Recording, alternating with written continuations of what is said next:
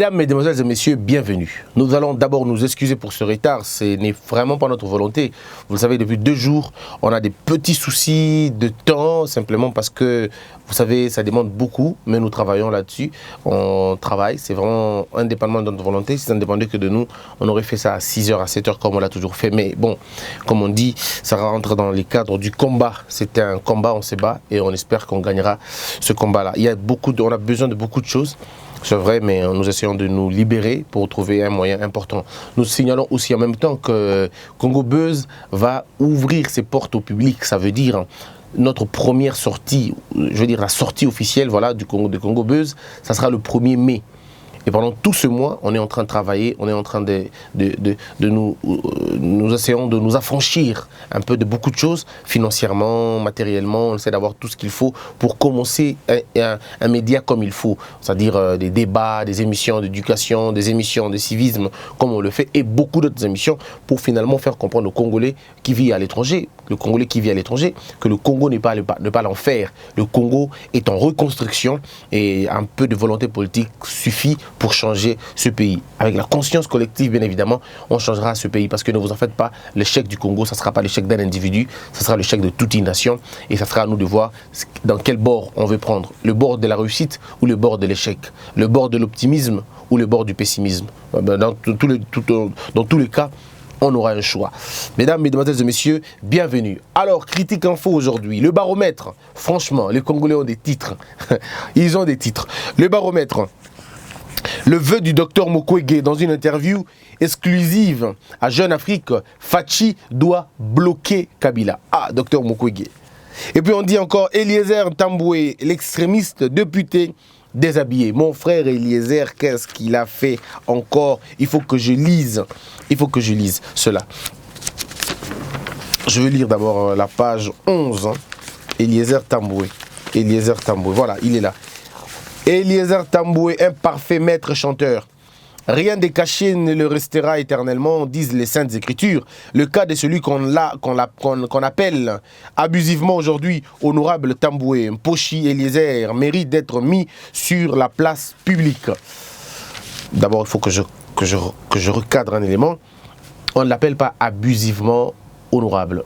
Eliezer Tamboué a été élu, je dirais meilleur élu de Lukunga. Ce n'est pas abusif, ce n'est pas un appel abusivement. Au contraire, ça peut être taxé mal, très mal vu, parce que Eliezer Tamboué, c'est quelqu'un qui a été élu.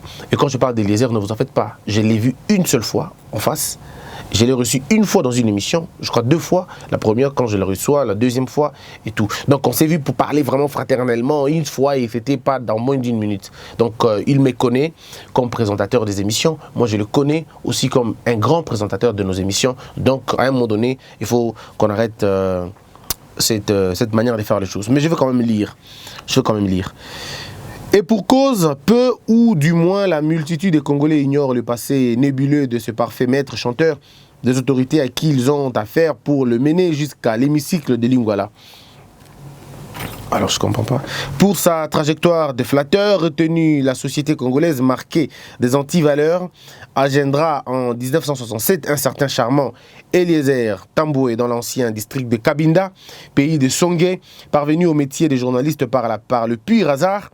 Eliezer se retrouve éternel apprenti dans la presse écrite. Il gagne la RLTV, une chaîne de télévision proche de l'opposition, par des voies obscures. Au sein de la rédaction où il évolue, Eliezer est un conflictuel d'un autre âge.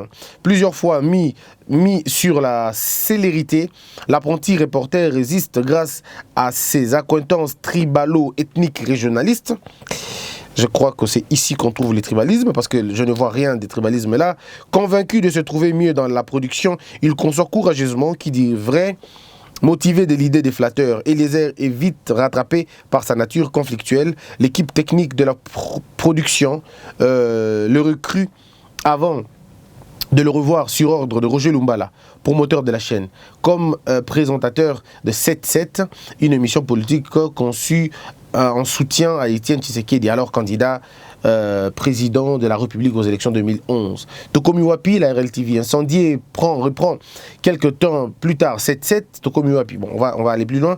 Alors, il va créer une chaîne, Mwana Kolo Lopango, méthode connue de ses prédécesseurs, Zachary, Basile. L'animateur n'a pas de frontières, il sollicite qui se présente devant lui. Eliezer supplie jusqu'à plier devant les autorités. Pleurniche et s'attire leur pitié. La Kabylie lui verse des cartons de dollars retirés frauduleusement du trésor public, une aubaine. Ici, on est vraiment en train de... On est en pleine diffamation. Oui, bon, il y a diffamation quand il n'y a pas de preuves. Mais quand il y a diffamation, quand il n'y a pas de preuves. Quand il y a de preuves, d'accord. Mais j'appellerai Ndeko Eliezer pour essayer de parler avec lui sur la question. Alors, la population, au nom de qui se prévaut, broie du noir. Ndeko Eliezer se tape 9 000 $ par voyage avec l'ancienne première dame, Olive Lembe. Aux invités de l'émission, il exige 10 000 $ ou carrément un titre de voyage. Envoie-mi Penza. Fort de sa mine, le journaliste animateur module aux législatives, passe-t-on module aux législatives nationales 2018 et est élu. Chancelo Kopamba, l'insolent né, s'illustre déjà lors de ses interventions du haut de la tribune de l'Assemblée nationale d'un côté, de l'autre, bien que le député de la coalition Lamouka, les prostituées politiques filent nuit et jour l'actuelle première dame, Denise Nyakero Tshisekedi, de qui il sollicite le poste de conseiller en communication. Pour atteindre son but, le parfait maître chanteur des autorités en passe de mettre en marche ses méthodes tribalistes, question de satisfaire ses appétits lucratifs, procédé du reste prohibé sous Tshisekedi, fils. Faussaire incontesté, récidiviste hors pair, M. Eliezer Tamboué est un faussaire attitré. Tenez, récemment, alors que tout le monde le croyait au palais du peuple, le funeste homme politique s'est baladé chez un prétendu homme de Dieu pour l'enregistrement d'une émission à inscrire dans le registre de mensonges montés de toutes pièces contre Emery Okunji. Initiative honteusement pour celui qui s'est fait passer pour l'élu du peuple, Emery Okunji accusé faussement de spoliateur par un téléguidé agissant sous un coup des espèces sonnantes et trébuchantes, sans crainte et invitant la justice les structures de défense de la corporation à l'assaut contre le faussaire Eliezer qui se croit dans une république bananière où tout est purement... Monsieur Antoine Bochili, c'est vous qui avez finalement écrit ou parrainé ces écrits. Sincèrement, je vous dis la vérité, je ne vois rien.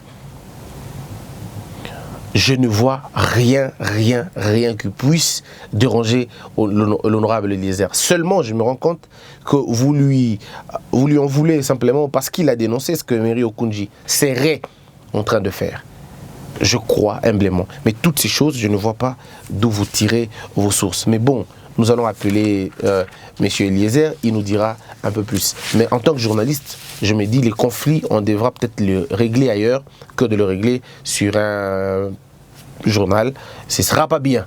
Vraiment pas une très bonne chose. Donc, évitons de faire beaucoup plus de vues ou beaucoup plus de ventes sur le nom ou sur la réputation de nos confrères. Parce que ce n'est pas intéressant, pas du tout intéressant. Qu'il voyage ou qu'il ne voyage pas, où est le problème? Qu'il ait des accointances avec la première dame, où est le problème? Qui est celui-là qui peut accepter de quitter la députation pour être conseiller en communication d'une première dame? Est-ce qu'on comprend ce que l'on veut dire? On va quitter la députation nationale pour être conseiller de la première dame. Même la plus bête ne pourrait pas le faire. Donc s'il vous plaît, évitons des choses comme ça. Alors Fachi doit bloquer Kabila. C'est vrai, il faut en parler, hein? C'est très important. En même temps, Kabila en danger, l'ANER s'aligne contre l'ancien chef d'État. Page 4. Lisons page 4 aussi, pour voir qu'est-ce qu'on veut nous dire là-bas. On va lire. Pendant que nous sommes sous presse, une lettre de l'Association congolaise pour l'accès à la justice, ACAJ, laisse entrevoir que le DG de la chaîne télévision Télé 50 a été sommé par le service de l'Agence nationale de renseignement pour cause de son soutien médiatique et continu à l'ancien chef d'État, Joseph Kabila Kabange. Alors on va lire la lettre. L'association congolaise pour l'accès à la justice a été informée il y a 48 heures par M.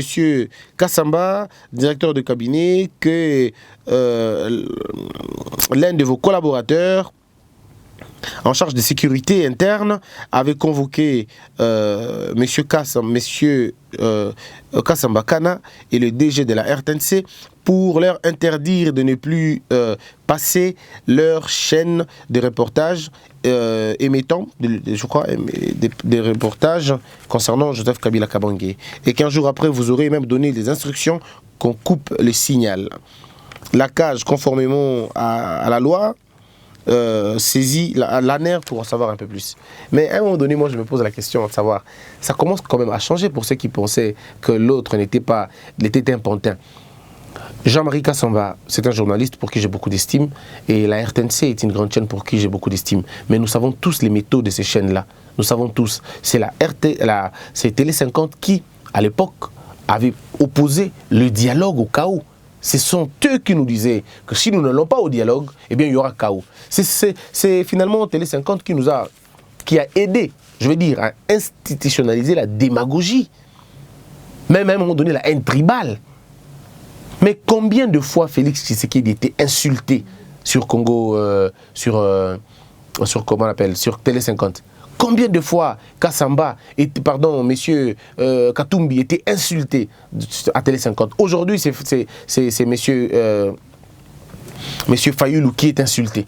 Docteur Mukwege par moment insulté. Mais c'était comme ça là-bas. La ligne, c'était comme ça. Il fallait insulter les autres pour donner la position au président de la République.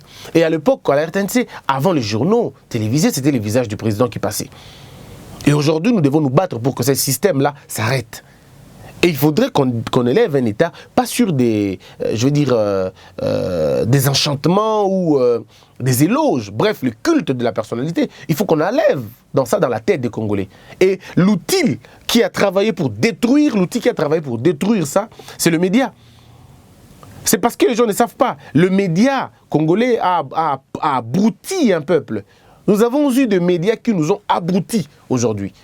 Si nous sommes ce que nous sommes aujourd'hui, c'est à cause des médias qui nous ont balancé à la longueur des journées des théâtres bidons, des programmes bidons et des émissions sans contenu où on ne parle que des hommes, que des individus. Maintenant qu'aujourd'hui il est interpellé, c'est pas pour ce qu'il prétend là-bas. Personne ne l'a interpellé pour avoir diffusé les images de Kabila. C'est faux et archi faux. C'est faux et archi faux. On l'a interpellé pour autre chose. On parle de milliers d'argent que la Télé 50 n'a jamais payé. Et Télé 50 paye très mal ses agents. En fait, pas seulement elle, pas seulement Télé 50, mais c'est toutes les chaînes au Congo. L'autre fois, quand j'ai dit ici qu'aucun Congolais, en dehors de Top Congo, qui est, à mon avis, une chaîne assez exemplaire, mais exceptant Top Congo et quelques chaînes, je ne vois même pas beaucoup, mais toutes les autres chaînes payent très mal. Aucune chaîne du Congo paye $500, c'est son dernier employeur. Pas du tout. Pas du tout. Ces journalistes n'ont pas de contrat. Ces journalistes souffrent énormément. Nous avons travaillé dans des conditions les plus difficiles où vous avez 9 mois d'impaiement, 10 mois d'impaiement. Ça se passe au Congo, ici. Et c'est quand même, à un moment donné, je veux dire, méchant quand ce sont des gens qui ont passé tout leur temps à clamer le président de la République. Faites un tour à Télé 50, vous allez voir. Aujourd'hui, il y a des gens qui ne sont toujours pas payés. Voyez-vous, le problème, il est fort, il est grand. Quand vous allez à la RTNC, pour comparer les salaires d'un agent de la RTNC et d'un agent de la RTI, la radio-télévision ivoirienne, je ne dis pas que là, on paye mieux que tout le monde, non. Mais je dis quand même leurs conditions de vie. Leurs conditions de vie sont mieux, je dirais mieux que celles dans lesquelles nous vivons aujourd'hui. Donc, c'est vrai qu'à un moment donné, il faut restructurer la chose. Mais aussi, il ne faut pas verser dans un régime de police où le média doit finalement régulièrement être rappelé à l'ordre. C'est très compliqué comme cela. Il faut justement demander à la communication de travailler convenablement, aux médias de rendre un bon programme, de faire un bon boulot et d'éviter le culte de la personnalité. S'il y a des délits qu'il faut finalement pénaliser, il faut pénaliser le culte de la personnalité. Il faut voir dans le programme de télévision. Il ne faut pas que dans une chaîne que l'on voit continuellement les visages des autorités de la République. Pas du tout. Ce n'est pas important, même si ce sont leurs chaînes à eux. Mais ils doivent respecter aussi les téléspectateurs. On n'a pas besoin que de regarder le président de la République ou son son directeur de cabinet ou un membre du gouvernement continuellement à la télévision. Ces choses doivent finalement s'arrêter. Voilà pourquoi moi je demande toujours que la RTNC soit revisitée. revisiter complètement, reformer alors je veux dire, reformer. Il faut que le programme de la RTNC soit un programme attrayant et surtout accès à l'éducation, accès à la sensibilisation, accès au patriotisme. C'est le premier outil que nous avons pour finalement éduquer nos enfants. C'est avec la RTNC qu'on doit éduquer nos enfants. Mais la RTNC, à un moment donné, était la chaîne la moins suivie au Congo. Pourtant, ça devait être la chaîne la plus suivie. Parce qu'on devait trouver des productions. Une production patriote très bonne. C'est très important d'en avoir. Et ça, il faudrait finalement réorganiser la RTNC et les intelligences. C'est pas ce qui manque. Et donc, il est très important d'en parler. Il est très important d'en parler. Alors, on ne peut pas dire aujourd'hui que lorsque l'ANER demande de compte à rendre dans certaines chaînes, que ce soit le chef de l'État qui est dérangé. Non, pas du tout. L'ancien chef de l'État n'est pas dérangé par l'ANER. Au contraire. Au contraire. Donc, je crois que Félix qui doit bloquer Cash, on en parlera dans la deuxième partie. Mais laissez-moi vous donner d'abord les informations. La semaine passée, il s'est passé quelque chose de très important, mais on n'a peut-être pas médiatisé là-dessus. Mais c'est encore non officiel dans la mesure où l'heure, le temps et le délai n'ont pas été confirmés. Il s'est dit, il paraît, je donne dans les conditionnels, il paraît que entre la semaine passée, pour ne pas être précis, la semaine passée, M. Joseph Kabila Kabange était reçu par le président de la République, Félix Tshisekedi, et monsieur aurait passé plus de 2 heures à attendre qu'on le reçoive. Ce qui n'était pas le cas avant. Avant, c'était quand il arrive, il entre directement. Il entre directement. Mais la semaine passée, M. Kabila a dû passer 2 heures. Je dis, aurait passé des heures de temps. Aurait passé des heures. D'autres parlent de 4 heures, mais on parle plutôt de 2 heures. On peut se convenir entre 2 et 4. Il paraît qu'il a attendu très très longtemps pour qu'on le reçoive. Et quand on l'a reçu, eh bien, ils ont discuté sur beaucoup d'autres choses, entre autres le gouvernement et bien d'autres choses. Je ne confirme pas l'info, je vous donne ce qui a été rapporté, mais qu'il faut prendre avec beaucoup de prudence. Et aussi, il s'est dit encore que, ce sont des informateurs qui nous ont dit, les chars de combat qu'il y avait vers Kingakati ont été déplacés. C'est encore une information, mais pas très confirmée parce que l'armée ne nous a pas donné cette information-là. On l'a eu de sources, je vais dire, peu fiables, mais qui souvent disent la vérité. La traçabilité de plus de 400, on parle de plusieurs armes, plus de 400 armes qui seraient détournées. On est en train de les retracer, il paraîtrait qu'une bonne partie a été retrouvée et on va maintenant établir les responsabilités. Et donc, pour faire croire aux gens que ça commence quand même à marcher. Le GoPass à Kinshasa en train d'être finalement éliminé parce que le gouvernement estime que le GoPass était une arnaque, parce que ce GoPass, il faut le dire, c'était des frais qu'on me donnait pour la réhabilitation des aéroports. On se rend compte qu'après des années, plus de 10 ans, aucun aéroport n'a été réhabilité convenablement.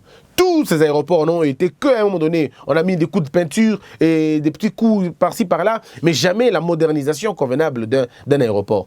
Pas du tout. Pas du tout en tout cas. On vous avait dit, j'étais avec Omo à l'Équateur, quand on passe, on nous dit, on va faire le vaccin et tout, on va faire un test pour voir la fièvre. Mais ces tests-là, c'était 2000 francs, malheureusement. C'était 2000 francs, c'était les tests qu'on a fait. On a payé 2000, on a donné un résultat correct. Donc on était en très bonne santé, quoi, après avoir donné 2000 francs. Donc je crois que il faut travailler sur la question. Il se rend compte aussi que la DGM, la DGI, sont des cibles maintenant de la présidence. La présidence a ouvert ses yeux sur la DGM et sur la DGI. Pourquoi? Parce qu'on estime que ce sont des régies financières qui font rentrer beaucoup d'argent, mais dont l'argent, on n'a jamais vu cet argent-là. Disons, dans son ensemble. Alors, il faudrait finalement jeter un coup d'œil sur la question. On va encore vérifier la régie des eaux, on va vérifier au niveau de la SNEL. Si mes frères, au Congo, il y a un problème sérieux.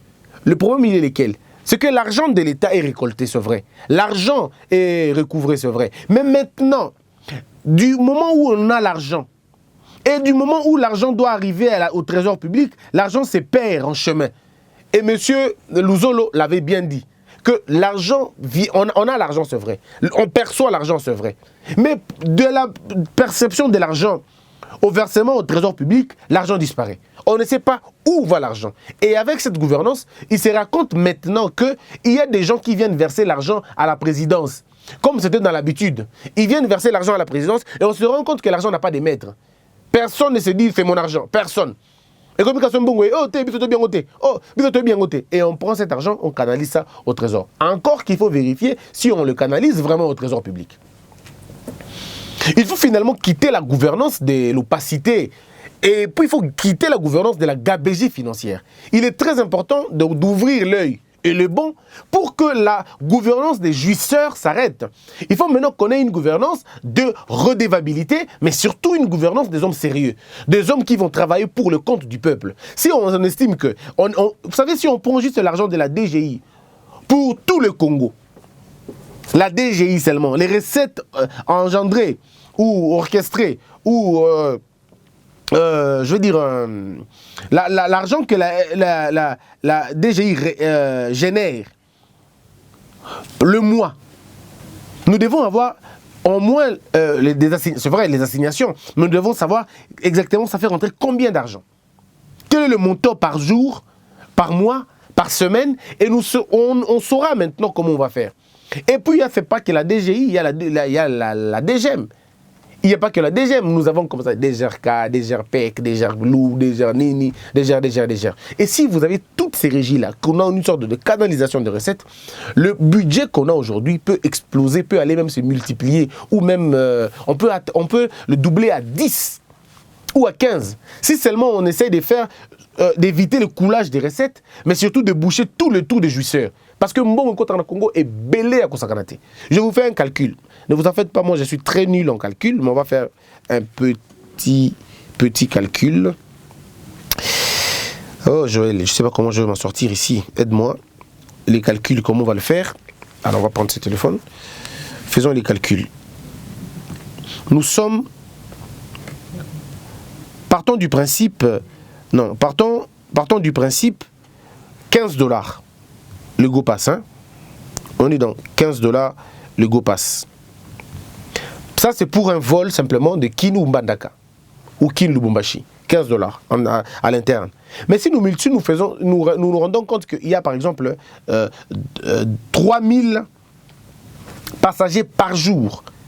3000 passagers par jour. On fera comment? On fera le 15 multiplié par 3000. Christian, on est dans 45 000. Bon, comprenez, je peux me tromper de beaucoup de zéros ou de moins de zéros, soyez patient avec moi. Mais je vous donne les calculs, vous pouvez les faire chez vous. 15 $ multiplié par 3000 voyageurs. Vous avez comme ça 45 000 le jour. Alors, si nous faisons ça, chaque jour, les gens voyagent dans toutes les destinations du Congo. Nous avons ceux qui vont à Mbandaka, ceux qui vont à Lubumbashi, ceux qui vont à Kananga, ceux qui vont à Goma. On peut même aller jusqu'à... On peut même dire, bon, 3000 c'est beaucoup, mettons même 1000. Mettons 1000 voyageurs par jour. Mettons 1000 voyageurs par jour. Donc on va faire 15 multiplié par 1000. Vous voyez, on a 15 000 $ le jour. On le fait comme ça, multiplié par 365 jours. Nous avons comme ça 5 475 000 $. 5 millions par an. Ça, c'est pour seulement le vol interne. Et on a minimisé, n'est-ce pas? On a minimisé. Donc, on a comme ça 5 millions... non, je veux dire... Oui, 5 475 000. Comprenez, je vais me tromper. 5 millions. Mais ça, c'est pour le Kin, mais pour le national. Or, l'international, c'est 50 $, n'est-ce pas, Omo? 50 $ le Go Pass. Alors, prenons aussi la même chose. Prenons... Bon, là, on peut même aller en dessin. Disons 400 personnes qui voyagent. 500 personnes, disons. 500 personnes voyagent. On sait que c'est vraiment petit, mais disons 50 multiplié par 500. Nous avons 25 000 multiplié par 365 jours. Vous avez comme ça 9 millions 125 000. On peut se tromper des chiffres, hein, comprenez. Parce que peut-être qu'il n'y a pas chaque jour, il n'y a pas vol chaque jour. Mais prenons par exemple ce montant, divisons-le par 2. Non, disons-le même par 3. On a comme ça 3 millions. 3 millions plus l'argent qu'on a eu avant, vous voyez ce que ça peut faire. Donc on a déjà beaucoup d'argent. Go Pass. On a beaucoup d'argent dans le secteur à Go Pass. On a combien pas de niveau RVA. Non, on a combien pas de niveau avion touché qui paye 300 $ par touché. Imaginez-vous. Hein, donc, ça, il touché 300 et puis vous comptez par minute. On ne sait pas si vous aurez 2 $, 3 $, 4 $. On va faire ces recherches-là pour la RVA, ça vous fait rentrer combien d'argent? Vous comprenez? Ça fait rentrer combien d'argent? On laisse cette question de RVA. On vient dans les régies fluviales et lacustres. Vous savez combien les baleinières, le hors-bord, les pirogues payent? Non, ce pays a beaucoup d'argent. Là, je ne vous ai pas parlé des mines. Hein. Non, je n'ai même pas parlé des mines, pas des diamants, pas des coltans. Je vous parle de l'argent qu'on doit percevoir de l'État. L'argent que l'État doit générer. C'est tout à fait normal que les animateurs de ces structures soient de plus en plus riches et que l'État soit pauvre. C'est pourquoi vous trouvez les DG des DGRAD, les DG des DGI, les DG, pas des hommes, je parle des institutions. Les DG sont les hommes les plus nantis. Aussitôt à côté du pouvoir, aussitôt il a beaucoup d'argent. Aussitôt commis pouvoir, allez, ses enfants vont en Europe. Aussitôt il est au pouvoir, aussitôt il construit des maisons. Alors, si nous voulons construire le pays, nous devons d'abord commencer par arrêter ça, arrêter cette barbarie financière. On doit commencer par arrêter cette insolence, je veux dire, cet égoïsme, et mieux répartir finalement les recettes Yamboka. Parce que ce qui va est-ce que vous savez combien ça peut faire les choses? Combien ça peut aider la construction des routes? Combien ça peut aider la construction des hôpitaux? Ça peut assurer la gratuité de l'école primaire et secondaire même. Ça peut financer pour certains projets. La recherche. Nous pouvons trouver l'argent, mais si seulement nous ouvrons l'œil et les bons, si seulement nous arrivons à couper certaines choses. La douane doit être revue aussi à la baisse. Parce que l'État ne se fait pas l'argent sur le dos des autres, sur le dos des Congolais. Pas du tout. L'État se fait l'argent sur la capacité des gens à produire. C'est là l'État vient avec ses taxes. Mais l'État ne vient pas vous imposer des choses alors que vous n'avez même pas travaillé. Voyez-vous? Vous avez la question par exemple de la régie des eaux. Regardons la régie des eaux. Vous avez des parcelles au Congo, autour du Pénam, il y a facture. Et ça combien? On vous dit 1,8 million francs congolais. Tu regardes la personne à qui on demande 1 million, tu dis, mais vous allez le prendre de lui-même? Parce que lui-même, là, il n'a jamais vu 1 million. Mais vous lui demandez 1 million, mais vous allez le prendre lui-même. Il n'a pas de moyens. Or, si l'État commence à donner de l'emploi aux gens, l'État pourra finalement percevoir déjà au niveau de la source Bambongonaï. Mais même alors, comment faire pour arrêter cette barbarie? Il se passe une question à Kin. Ça veut dire quand vous achetez une maison, vous trouvez l'ancien locataire ou l'ancien occupant. Lui, il part, il ne prend pas le soin d'apurer ses dettes. Et quand vous achetez la parcelle, vous achetez les... Non mais attendez 2 secondes. Comment cela? Comment ça se passe? Et vous trouvez des gens de la régie des eaux qui vous disent on ne sait pas le faire. Mais non, vous pouvez, vous pouvez. Il y a une intelligence à toute chose, il y a une réponse à toutes les questions. Qu'est-ce qu'on peut faire? Simple. Que la régie des eaux enregistre tous ces insolvables, messieurs, tous ces gens qui ne payent pas l'eau, ou qui ont refusé de payer l'eau, mais qui ont quand même vendu leur parcelle. C'est simple. Vous apportez ces documents-là au niveau du PGR, au niveau du parquet. Ça peut être le procureur général ou ça peut être le procureur de la République. Il n'y a pas besoin de privilèges de juridiction là-bas. Vous amenez ça là-bas pour insolvabilité ou pour escroquerie à l'État. Refuser de payer les impôts est une infraction. On peut aller voir le monsieur pour dire non, vous n'avez pas payé vos factures. C'est vrai, vous avez vendu la maison, mais la maison que vous avez vendue, mais il y a une... Vous ne pouvez pas transférer votre maison, la vente de votre maison à vos passifs. Non. Vous devez libérer l'argent de l'État, payer à l'État son dû. Et si nous le faisons, vous allez voir que beaucoup de choses vont changer. Non. Nga na sombi ndaku banyongo te. Pona banyongo wana boke nokuta na muto aso atekele ngandaku. Ya futa bino. Bon, encore c'est méchant, c'est voler à l'État. Vous avez vendu une parcelle. Mais défalquer l'argent de l'État, payer l'argent de l'État. Mais la question qu'on se pose, c'est la question que vous rencontrez à tous les Congolais, vous posez la même question.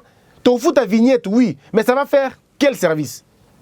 On a payé, on a peut-être qu'il y a comment on appelle? Il y a ma vignette. Mais les routes sont toujours en mauvais état.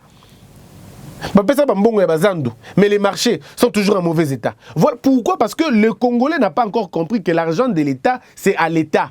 Mbongo ya l'État, et ça l'État, et ça libengana yote. C'est ça qu'il faut enseigner aux Congolais. Que l'argent de l'État appartient à l'État. L'argent de l'État est pour servir pour des causes publiques. Pas enrichir une famille, pas enrichir un homme ou une femme, ou même une société quelconque. Nous allons reconstruire ce pays quand on aura compris que l'argent de l'État est à l'État, ce n'est pas aux hommes. Et il faudrait que le président frappe très fort.